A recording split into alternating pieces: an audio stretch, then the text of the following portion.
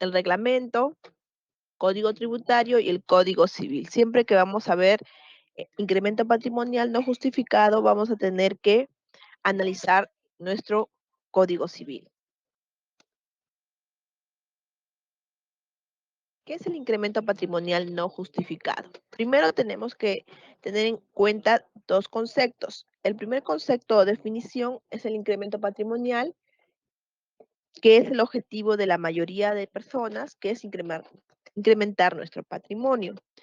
Y el segundo concepto, que es el incremento patrimonial no justificado. Entonces, es el incremento o el aumento de patrimonio que no está sustentado documentariamente.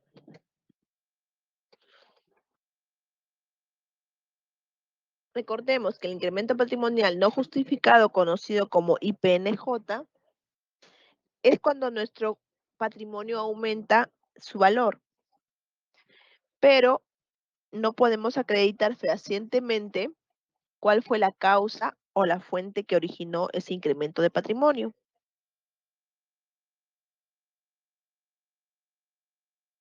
El incremento patrimonial es de carácter residual porque allí van a dar todas aquellas rentas ocultas, es decir, no declaradas, de las cuales se desconoce su fuente.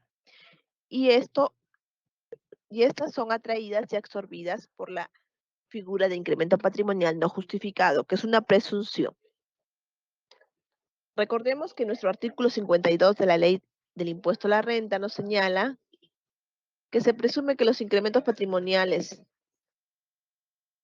cuyo origen no pueda ser justificado por el deudor tributario constituyen renta neta no declarada por éste. Y por lo tanto, debe adicionarse a las rentas de trabajo.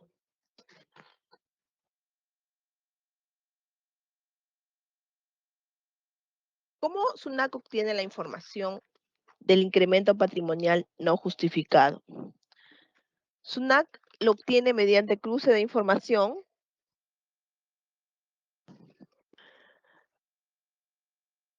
o mediante otra información, otras fuentes. ¿Cómo es así? ¿Cómo sucede esto? La administración tributaria identifica al contribuyente que genera la actividad y no cumple con declararlo o no realiza el pago del impuesto. Recordemos que nuestras fuentes son del sistema de SUNAT o fuentes internas o externas. Cuando hablamos de incremento patrimonial no justificado, el incremento patrimonial se determina teniendo en cuenta lo siguiente. Se va a evaluar los signos exteriores de riqueza, que quiere decir todo lo que se puede observar que viene a demostrar riqueza en demasía, como mansiones, yates, caballerizas, autos de lujo deportivos, entre otros. Vamos a evaluar las variaciones patrimoniales, o sea, por ejemplo, para el año 2022 vamos a tener en cuenta cómo, cómo o cuál fue mi saldo inicial de mi patrimonio al 1 de enero del 2022 menos mi saldo final al 31 de diciembre de 2022. Y lo que me da es mi variación patrimonial. Vamos a evaluar cuáles son las compras o adquisiciones que yo realicé y las transferencias de bienes. Por ejemplo, si yo compré una casa en julio y lo vendí en agosto, eso no se va a reflejar en la variación patrimonial porque no está a inicio de año ni tampoco a final de año, pero sí está dentro del año, dentro de adquisiciones y transferencia de bienes. Vamos a evaluar cuáles son mis consumos o gastos que yo tengo realizados. Las inversiones que he hecho, por ejemplo, en valores, casas, entre otros. También evaluamos los depósitos o erogaciones de dinero que salen para las cuentas que yo tengo en el sistema del extranjero o para las cuentas que yo tengo en el país. Evaluamos los gastos que he realizado durante el ejercicio fiscalizado. Por ejemplo, si me van a evaluar el año 2020, solamente se evalúan todos esos gastos que tienen incidencia durante el año 2020. Y se tiene que tener en cuenta aún los gastos que no se reflejan en el patrimonio al final del ejercicio, ya sea por venta o donaciones que se realizaron dentro de este periodo u ejercicio.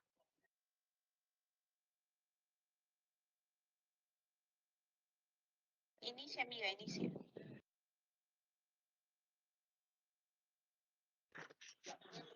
Ahora vamos a ver qué ingresos obtenidos no me justifican un incremento patrimonial.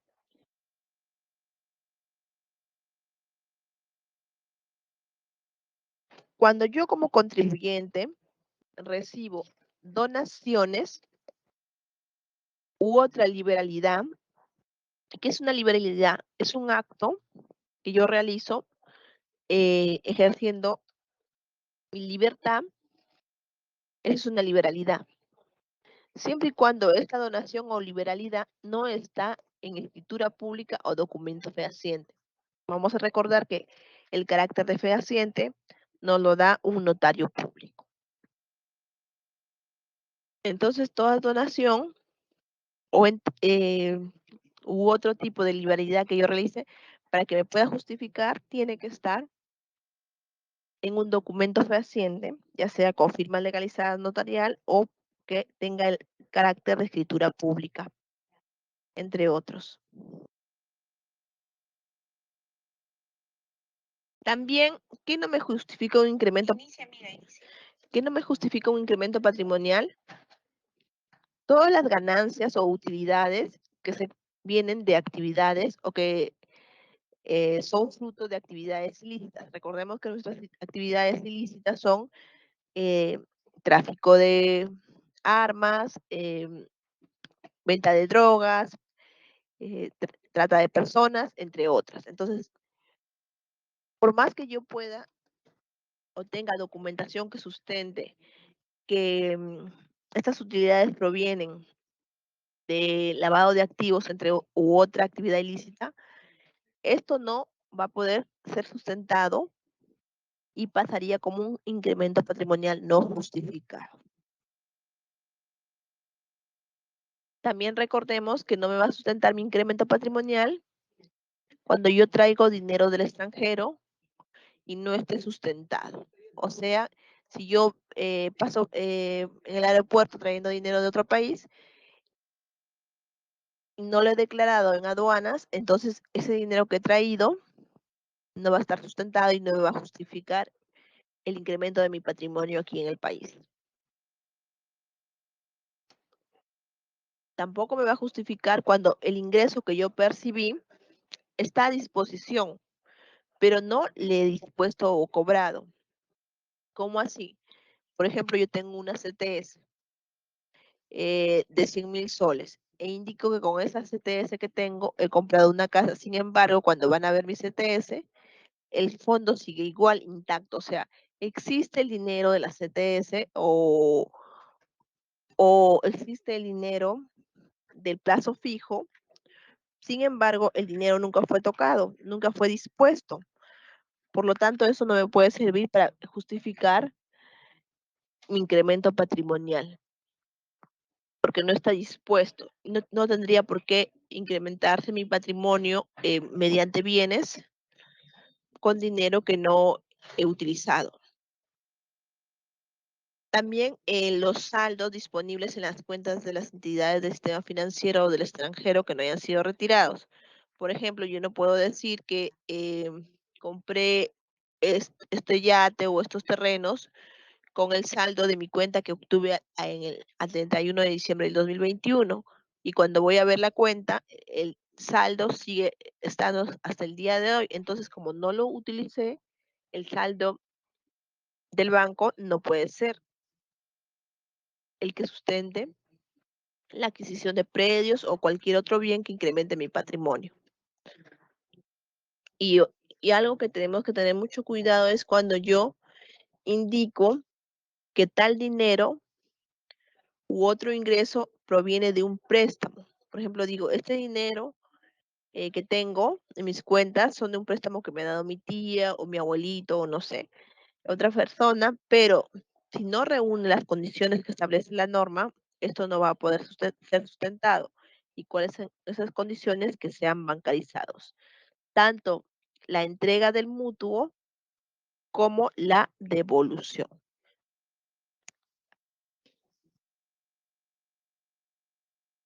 ¿Qué otros ingresos no justifican el incremento patrimonial? En el caso de donaciones u otras liberalidades, recordemos que eh, las que no constan en escritura pública, ya sea por, en este caso, donaciones de bienes muebles o inmuebles, y siempre y cuando en la transferencia requiera que esté en escritura, según la norma. Recordemos que el documento de fecha cierta se necesita para las donaciones de bienes muebles señalados en el numeral 1, o sea, en el numeral anterior. ¿Qué más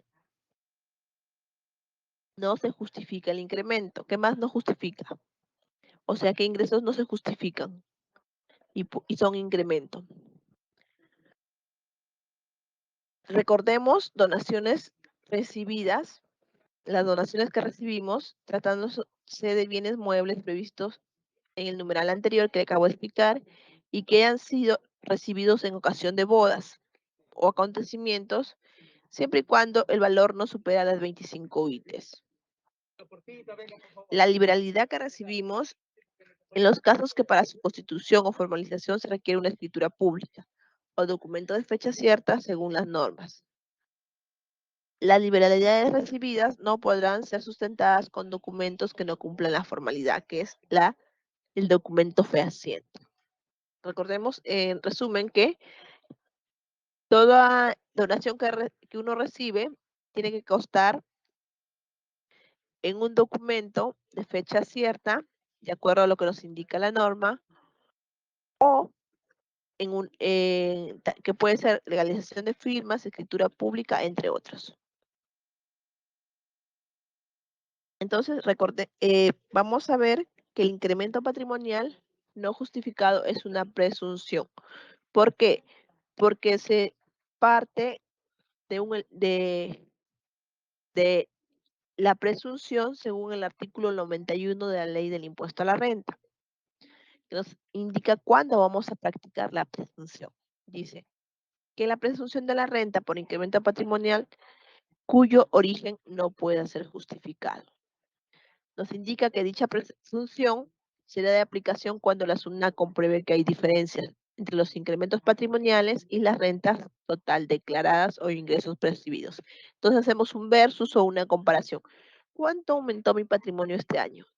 100.000, por ejemplo. ¿Cuánto yo declaré?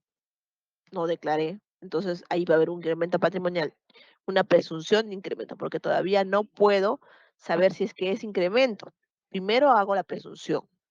Una vez que hago mi auditoría, ya puedo determinar al final si es incremento o no es incremento. Por eso se llama presunción, porque al ver diferencias yo presumo que es un incremento. Luego de la evaluación de las pruebas, puedo determinar si es incremento o no. También recordemos que el artículo 59 de la LIR nos habla que la presunción que he mencionado anteriormente se com- será de aplicación cuando se comprueben las diferencias. O sea, si SUNAC observa diferencias entre el patrimonio y las rentas o los ingresos recibidos, entonces ella puede presumir que es un incremento patrimonial no justificado. La carga de la prueba pasaría al contribuyente.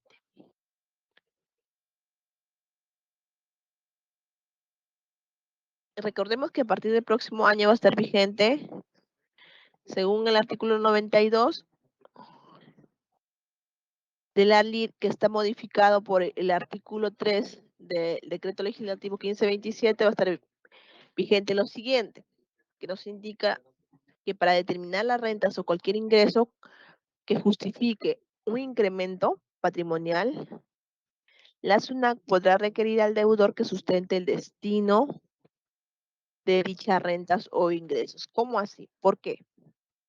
Es decir, si yo tengo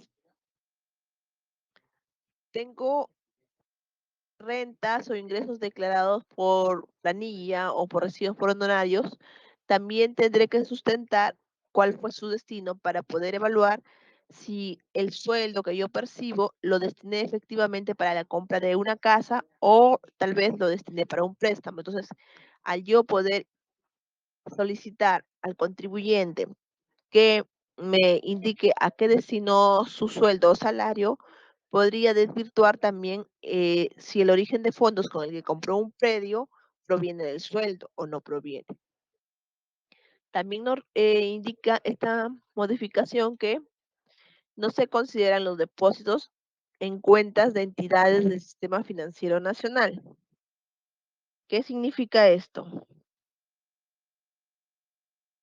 Que no se va a tomar en cuenta estos depósitos del sistema nacional o del extranjero que correspondan a operaciones entre terceros. Siempre que procedan de tales depósitos estén debidamente sustentados y la información vinculada a esto se declara SUNAC en la forma, plazo y condiciones. Entonces, recordemos, ¿qué quiere decir que correspondan a operaciones entre terceros? Significa que, por ejemplo, yo como administrador manejo el fondo de cierta empresa. Entonces, ejerciendo mi cargo de administrador, bajo un poder o bajo un contrato en el cual yo también de dicha empresa recibo un sueldo, ya sea por recibos honorarios o por planilla, y además un contrato, puedo mover dinero que no me corresponde como persona. Sin embargo, en el ejercicio de mis funciones como administrador de tal empresa, ese dinero in- aparentemente puede incrementar mi patrimonio, pero ya que yo ya informé a SUNAT, dicho, dicha actividad realizada por mi persona, entonces puedo relacionarlo que ese movimiento de dinero no me corresponde y proviene de operaciones con terceros en el ejercicio de la función que estoy cumpliendo de administrador, albacea, entre otros. Entonces, eso no viene a ser parte del incremento, porque está sustentado con el poder, con la planilla o con el recibo por honorario o con el contrato, que es en cumplimiento de mis funciones laborales. Pero recordemos que acá nos va a dar SUNAT, más adelante nos va a indicar cuáles son los plazos para informar y en qué condiciones tenemos que informar y cuál es el monto mínimo.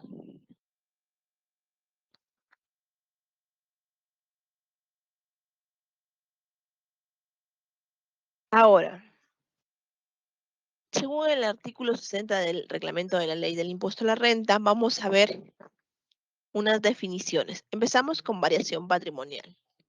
¿Qué es variación patrimonial? O sea, es la diferencia entre el patrimonio final menos el patrimonio inicial del ejercicio. O sea, es cuánto aumentó o cuánto disminuyó mi patrimonio entre el 1 de enero de 2021 al 31 de enero del 2021.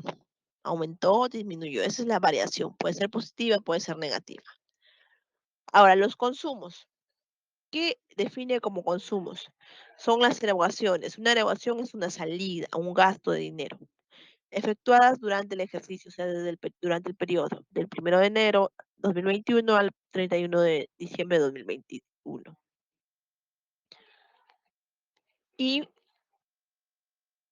se destinan, los consumos son destinados a gastos personales. Entre los gastos personales pueden ser mi alimentación, mi vivienda, mi vestido, mi educación, mi transporte, mi recreación, entre otros. O también puedo destinarlo a adquisiciones de bienes y estas adquisiciones no se reflejan en el patrimonio, ya sea porque lo vendí después o lo doné. Entonces viene a ser un consumo. ya no lo tengo en mi patrimonio. También un consumo, vamos a considerar a los retiros de las cuentas de entidades del sistema financiero de fondos depositados durante el ejercicio. Entonces yo saco dinero del banco, entonces ese retiro va a calificar como un consumo porque ya me lo gasté y ya no fue de cierta forma a incrementar mi patrimonio. Eso es un consumo. Erogaciones del dinero que realicé durante el ejercicio y al final, al 31 de diciembre del ejercicio evaluado, no se puede observar. Ahora, ¿qué es un signo exterior de riqueza? Recordemos que la SUNAT puede determinar el incremento patrimonial tomando en cuenta estos signos. ¿Cuáles son?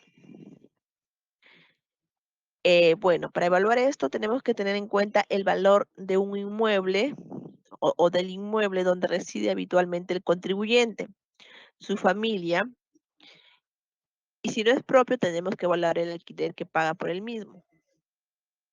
Otro ejemplo sería el valor de fincas que posee, fincas de recreo, de esparcimiento, los vehículos de lujo, las embarcaciones, caballerizas de lujo, número de servidores o empleados que tenga a su disposición, servidumbre, los viajes al exterior, eh, socios en clubes sociales, los gastos de educación, obras de arte, entre otros gastos que se toman en cuenta que califican como signos exteriores de riqueza. ¿Qué valor tomamos? El valor de adquisición, de producción o construcción según corresponda. ¿Y qué pasa que cuando yo he adquirido el bien de forma gratis? Entonces vamos a tomar el valor de mercado para evaluar el signo exterior de riqueza. ¿Cómo determinamos el incremento patrimonial? Bueno, vamos a tener en la norma, nos indica, en la ley del impuesto a la renta, nos indica dos métodos. El primer método, que es de adquisiciones y desembolsos. ¿Qué nos dice? Este de acá, vamos a sumar todas las adquisiciones de los bienes a título gratuito u oneroso. Vamos a sumar todos los depósitos en las cuentas del sistema financiero, los gastos, los desembolsos que se efectúan durante el año o el periodo o ejercicio, y vamos a restar las adquisiciones y los depósitos provenientes de préstamos, siempre y cuando este préstamo cumpla con los requisitos que nos indica el artículo 60A.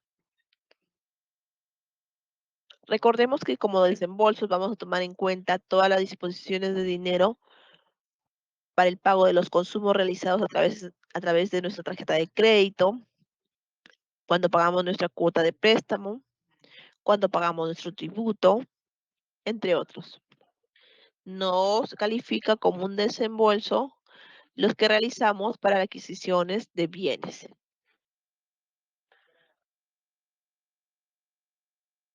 El otro método es de balance más consumo. Balance más consumo es un método más simple que consiste en adicionar las variaciones patrimoniales del ejercicio, los consumos. Acá podemos observar el método en forma gráfica. El primero, como les indico, que es el del balance más consumo, que es el más sencillo, donde las variaciones patrimoniales, o sea, el patrimonio final menos patrimonio inicial, es igual a la variación patrimonial. A eso lo sumo los consumos y le resto los ingresos o las rentas percibidas declaradas y le resto las donaciones. Y lo que me da es el incremento patrimonial no justificado. El método que actualmente usa la SUNAT es el segundo método, que es el método de adquisiciones y desembolsos. que esta fórmula ya la hemos podido ver en esquelas o en requerimientos de incremento patrimonial no justificado, que es, eh, sumamos todas las compras que hemos tenido en el año, sumamos todos los depósitos de las cuentas en el sistema financiero, sumamos los desembolsos de dinero, o sea, todas las salidas, los cargos en cuenta y restamos los préstamos, restamos la renta o ingresos percibidos y restamos las donaciones. El resultado nos da el incremento patrimonial no justificado. Ahora vamos a ver los casos prácticos.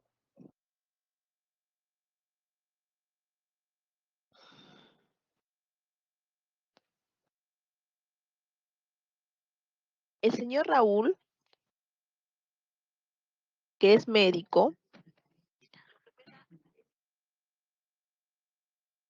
durante el año 2022 ha realizado lo siguiente. Nos indica que, que de manera independiente trabaja en el hospital y percibe la suma de 180.000, o sea, de manera dependiente, está en planilla. Lo otro que nos indica es que de manera independiente, o sea, un extra, realiza atenciones médicas en su consultorio particular. Por cada consulta, el doctor Raúl emite recibos por honorarios. En el año 2022 ascendió a 50.000 soles. También nos dice que ha dictado una conferencia en el Ecuador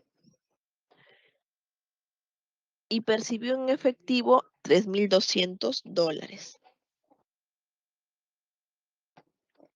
Realizó un aporte de capital a la empresa Z por 30.000 soles. Y como se celebra su matrimonio,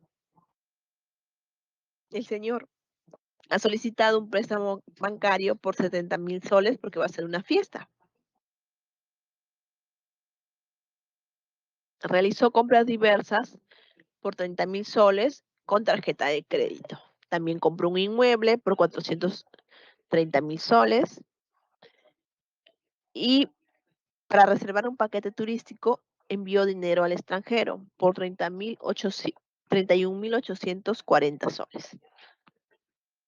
Además, sus padrinos de matrimonio le regalaron un automóvil que estuvo valorizado en 150.000 soles. A ver, ¿cómo vamos a ver, cómo vamos a sustentar todos estos ingresos de dinero, adquisiciones?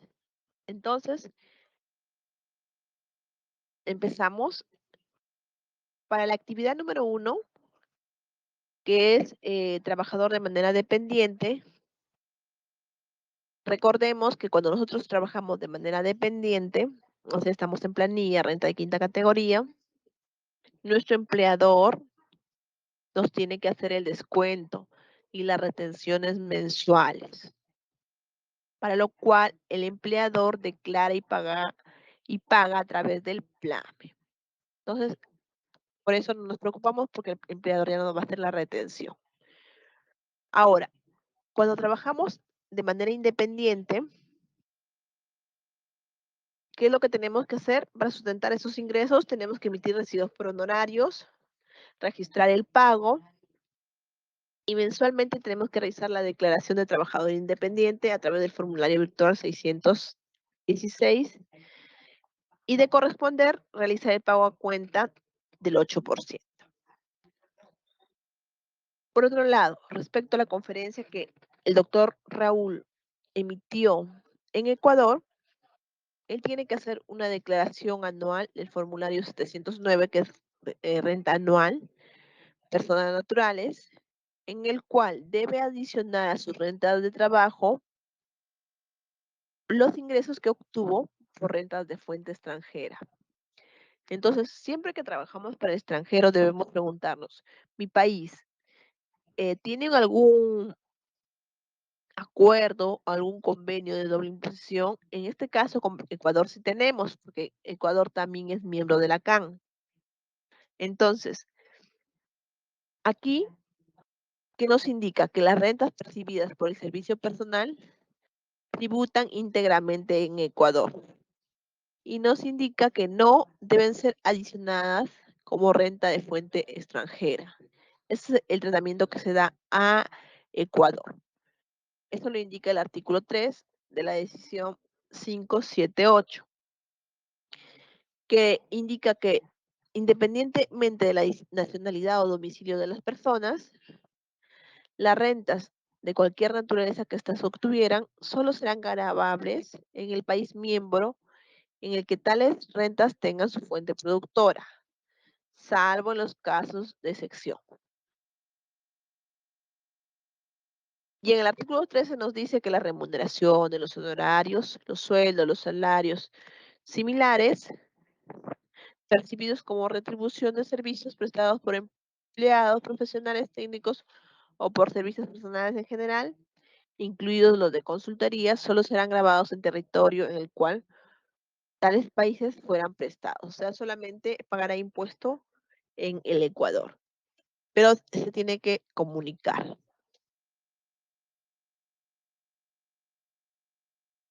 Por otro lado,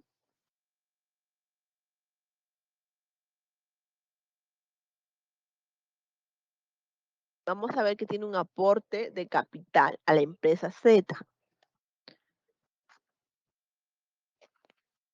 Entonces, respecto al aporte de capital, el contribuyente tiene que acreditar el origen y la naturaleza de dichos fondos con los que realizó el aporte, o sea, mediante documentos fehacientes, que son los de fecha cierta, tienen que sustentar que a la fecha que hizo el aporte él tenía disponible el dinero, había retirado su fondo de plazo fijo, había retirado su AFP o había cobrado su sueldo, entre otros.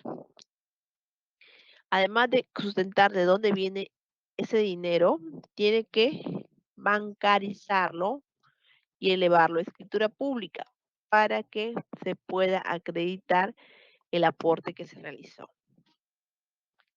Ahora vemos el préstamo bancario. La empresa que le hizo el préstamo le va a retener y va a declarar el ITF. ¿Qué tiene que hacer el señor Raúl? Tiene que conservar el contrato del préstamo de acuerdo con el artículo 60 del reglamento de la ley del impuesto a la renta. Los medios de pago, o sea, cómo le hicieron el depósito, el objeto del préstamo, era préstamo vehicular, préstamo personal, préstamo hipotecario, la identificación de los intervinientes, o sea, quién le prestó, quién recibió, quiénes fue su garantía, su aval, entre otros requisitos, cronograma de pagos, devolución de préstamo, entre otros. En este caso, solamente habla de la entrega. Entonces, todos los documentos que sustenten que él adquirió, obtuvo un préstamo y que calificó, si le pidieron garantías o qué requisitos más le pidieron para que realmente califique como un préstamo. Ahora, respecto al uso de la tarjeta de crédito, vamos a ver que cuando pagamos con tarjeta de crédito ya está bancarizado, es un medio de pago válido. Lo único que tiene que hacer el contribuyente es exigir su comprobante por el pago de las operaciones que realiza, su voucher, su voucher que acredita la salida, bueno, que acredita la realización del pago y el comprobante, que sea boleta o de corresponder factura, ¿no? En este caso también se tiene que acreditar el origen de los fondos del pago de la tarjeta. Si bien yo pago con tarjeta de crédito, ¿de dónde obtengo los fondos para pagar las cuotas de la tarjeta? Que puede ser de mi sueldo, puede ser de un préstamo, puede ser de una pensión alimenticia que recibo, entre otros. Compra de un inmueble. Cuando yo quiero un inmueble, ¿qué es lo que tengo que acreditar? Tengo que acreditar el origen y la naturaleza de los fondos con los que se realiza la compra del inmueble. Entonces, para esto necesito los documentos fehacientes de fechas ciertas que sustentan mi capacidad adquisitiva. Recordemos que además de que acredito el origen, también tengo que bancarizar el pago del inmueble a la entrega en la cuenta, la entrega de dinero en la cuenta del vendedor. Es necesario que se formalice la operación a través de un notario, quien elaborará el contrato de compra y venta a una escritura pública. O sea, se tiene que bancarizar el pago. Recordemos que tenemos que bancarizar. Envío de dinero al exterior. Raúl debe acreditar el origen y la naturaleza de los fondos con documentos fehacientes. O sea, ¿por qué tengo el dinero para enviar al extranjero? ¿De dónde proviene ese dinero? O sea, sustentar la capacidad adquisitiva.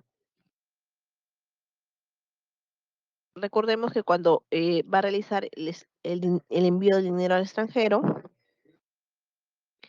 la empresa del sistema financiero o la empresa de transferencias de fondos deberá retener y declarar el ITF correspondiente.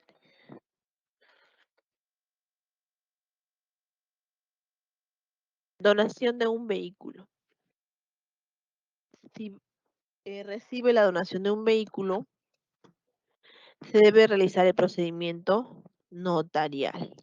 Esto de acá empieza a estar vigente a partir del 1 de enero del 2023, no lo olvidemos. Ahora vamos a ver otro caso.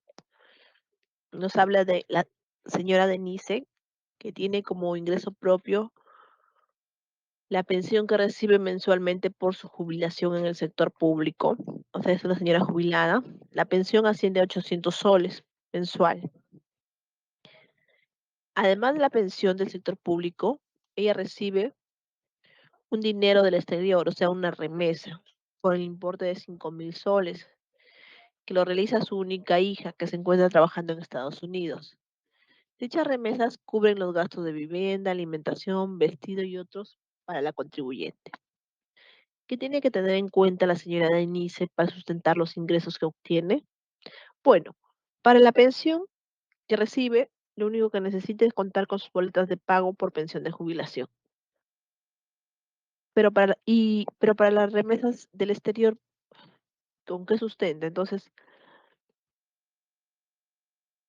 primero tiene que acreditar el vínculo con su hija y que éstas fueron realizadas por la hija, mediante los documentos en los que constan las operaciones o los movimientos emitidos por la entidad financiera o empresa de transferencia de fondos que utilizó. Es decir, cuando la hija le va a enviar dinero de Estados Unidos a la señora Denise, el banco le va a generar un reporte SWIFT, un SWIFT. Ese SWIFT, código SWIFT de operación, ahí indica quién te envía el dinero, de qué cuenta y de qué ciudad. Entonces, esto puede sustentar el origen de los fondos que fue realizado por su hija.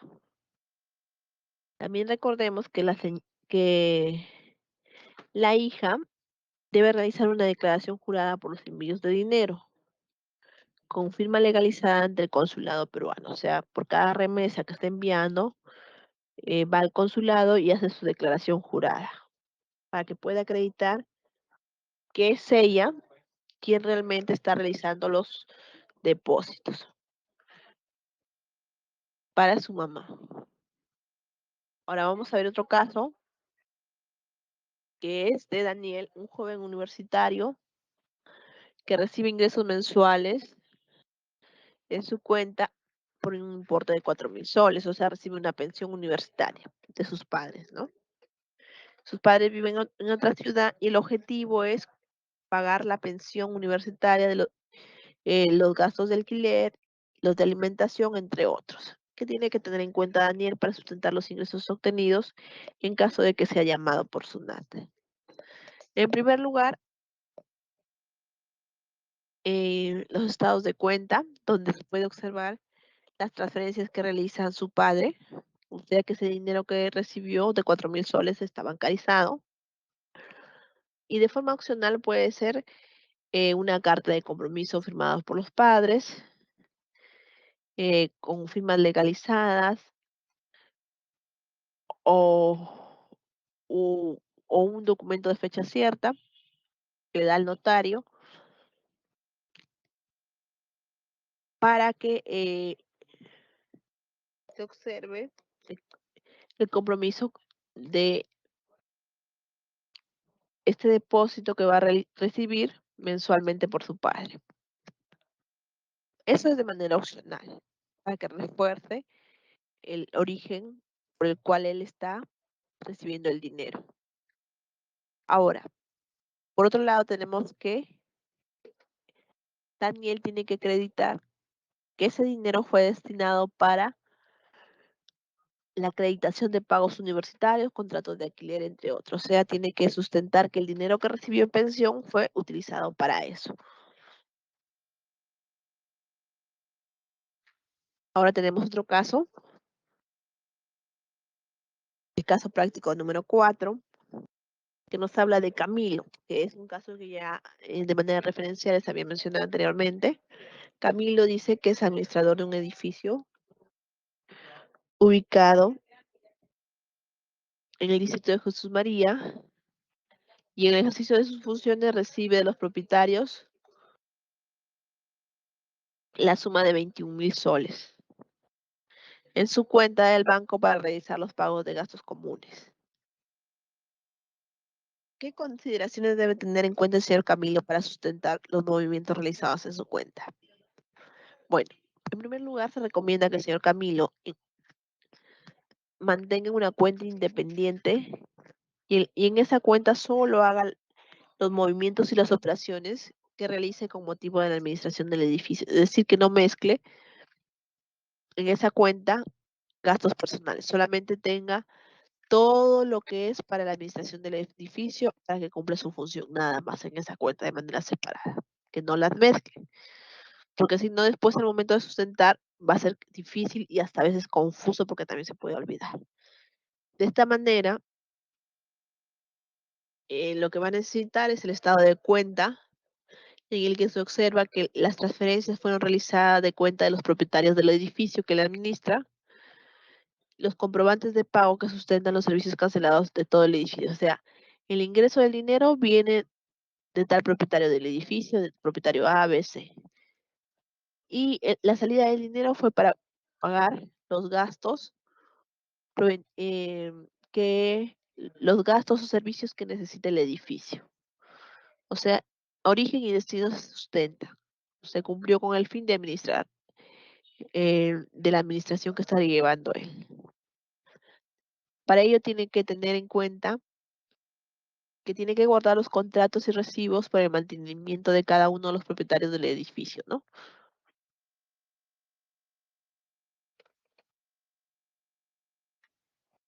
Ahora vamos a ver un caso práctico número 5, que nos habla de Sofía. Ella es una docente de una institución educativa pública y Sofía recibe ingresos mensuales por 2.000 soles. Actualmente decide estudiar una maestría en una prestigiosa universidad. Para cubrir los gastos de pensión y matrícula obtiene un préstamo de un familiar por el monto de 30.000. ¿Qué tiene que tener en cuenta Sofía? Bueno, al respecto, Sofía tiene que tener en cuenta lo siguiente. Para acreditar los ingresos que tiene por planilla, tiene que tener sus boletos de pago mensual, donde se observa la remuneración que percibe. Además, para acreditar el préstamo, tiene que tener su contrato, donde en el contrato que se va a detallar las condiciones del préstamo, el número de cuotas, los medios de pago, entre otros. Y recuerda que el contrato tiene que ser mínimo con firma legalizada notarialmente, porque eso lo solicita el artículo 60 del reglamento de la ley del impuesto a la renta. Otra cosa que tenemos que tener en cuenta cuando recibimos un préstamo es que la persona que nos está prestando tiene que estar habido. Y el dinero tiene que entregarnos mediante, utilizando un medio de pago. O sea, no nos puede entregar el dinero en efectivo en la mano. No, tiene que ser con un medio de pago. Tiene que intermediar el banco. Ahora, eso es para el origen de fondos que sustenta Sofía la obtención del préstamo. Y para el destino, bueno, Sofía tiene que tener las boletas por el pago de la matrícula, que indica que es el objeto del préstamo, ¿no? Pagar su matrícula. Y para la devolución del dinero a su familiar, como que tiene que tener en cuenta. Bueno, ahí lo que tiene que tener en cuenta, que para que realice los pagos de las cuotas pactadas en el contrato del préstamo, se tiene que utilizar los medios de pago. O sea, tanto para la entrega del mutuo, para la entrega del dinero, como para la devolución del dinero al familiar, se tiene que bancarizar, medios de pago. Recordemos que hay una presunción de que los préstamos, si no están mediante un contrato, ha recibido intereses por el préstamo. Y eso califica como una presunción. Por eso se tiene que especificar bien en el contrato si es con intereses o sin intereses. Si no hay una presunción de intereses. Ahora vemos nuestro último caso, que es nuestro caso práctico número 6. Nos habla que Manuel, después de largos años de trabajo y de aportar a su FP, cumple con los requisitos para la jubilación anticipada ordinaria y decide retirar el 95.5 de su fondo de pensiones en su AFP. Es algo muy común que hemos visto en estos últimos años, ¿no? Entonces, yo como jubilado, ¿qué es lo que tengo que tener en cuenta? O nuestros padres, que la mayoría de ellos han utilizado este beneficio.